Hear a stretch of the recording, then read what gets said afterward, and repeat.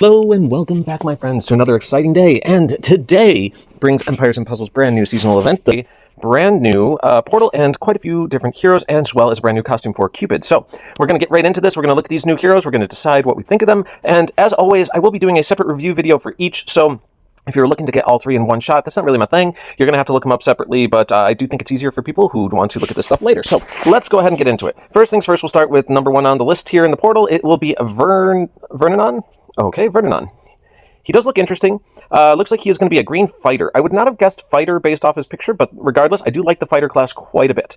A reminder of what we get out of the family bonus for these guys. They are from the Cupid family. So this will be plus 20% increase for any healing received, but they have to be solo family people. So you can't have stacked families. Kind of like the Bard bonus where you can't put, people of the same family in the same team. If you do, this bonus will not apply. But plus 20% healing is actually pretty good. So don't downplay the advantage you get from that as long as you're willing to mismatch your team a little bit. All right, down here in the passive department, we have a resist special skill blocking. This character is immune to status ailments that prevent the use of special skills. So this is very similar to the construct family. So you're not going to be able to hit them with silence or paralyze or things like that. Now, a reminder, things like mindless attack, they will still land because it doesn't prevent you from using your special, but rather replaces your special with something else. So you can't get protection from mindless with a passive like this, but you can get protection from quite a few other things. And silence has been around a lot, so it's nice to be able to avoid that. Now, over here in the 8th power department, we will get special boost. This will increase this hero's special skills by plus 30% damage for 3 turns. Usually allows them to at least get their first attack off stronger. Sometimes if you're really lucky too, but realistically it's probably just your first. Down here it says shared compassion. Okay, shared compassion operating at fast speed is going to deal 380% damage to the enemies on the edges of the formation. If there is only one enemy, the damage is doubled. I can back my picture. Okay, there we go. So then it also says, for 3 turns, the enemies on the edges of the enemy formation receive 50% of all the damage dealt to their allies. And for 3 turns, the enemies on the edges of the formation are forced to cast Mindless Heal when at full mana. Mindless Heal says it recovers 20% health for the character on the opposing side with the lowest remaining HP. All right, so let's get into it. Let's talk about this guy. What do we think of him?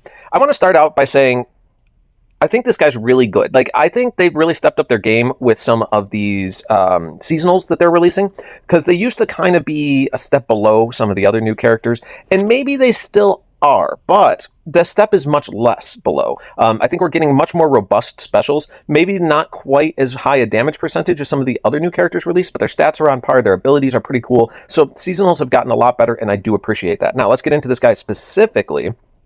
And first of all, he's hitting the edges of the formation. We've seen a few characters like this coming out of recent. I do like them because a lot of people do put weaker characters on the edges of their formation. These guys will specifically target them. What's really cool about this guy is he does a pretty solid hit at 380% damage to 2. And if you only have one opponent, like let's say Titan, perhaps, then in reality, with just one opponent, you are going to be hitting that opponent twice. And this does matter. Like, this guy's going to be able to squeeze more damage out versus Titans, and that is pretty cool. The other thing that it says is that for 3 turns, the enemies on the edges of the formation receive plus 50%, they receive 50% of the damage dealt to their allies. So not only are you hitting the outer edge, you're continuing to make sure that they take damage from any damage done to the center 3 characters as well. At the beginning of a fight, this could be pretty monumental as you're starting to push damage out to kind of squeeze out extra damage and hopefully get to a kill on those outer edges while still being able to focus attacks in the middle.